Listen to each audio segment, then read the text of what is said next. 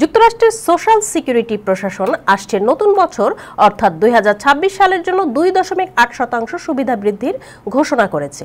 এই ঘোষণার ফলে 75 মিলিয়ন আমেরিকানের জন্য বয়স্ক, জীবিত এবং প্রতিবন্ধী বীমা OASD-I এবং সম্পূরক নিরাপত্তা ISSI প্রদান সহ সামাজিক নিরাপত্তা সুবিধা পাবেন। জানুয়ারি থেকে শুরু করে গড়ে প্রতি মাসে সোশ্যাল সিকিউরিটির অবসর সুবিধাও বৃদ্ধি পাবে প্রায় $56। শুক্রবার এই ঘোষণা দেওয়া হয়। গত দশকে জীবনযাত্রার ব্যয় সমন্বয় বৃদ্ধি পেয়েছে গড়ে প্রায় 3.1%। 2025 সালে এর হার ছিল 2.5%। সোশ্যাল সিকিউরিটি প্রশাসনের কমিশনার ফ্রাঙ্ক জে ভিসিগানো বলেছেন, জীবনযাত্রার ব্যয় সমন্বয় আর সামাজিক নিরাপত্তা অর্জনই এই লক্ষ্য। সোশ্যাল সিকিউরিটির পরিষেবা সম্পর্কে বিস্তারিত জানতে www.ssa.gov ওয়েবসাইটে ভিজিট করার অনুরোধ জানানো হয়েছে।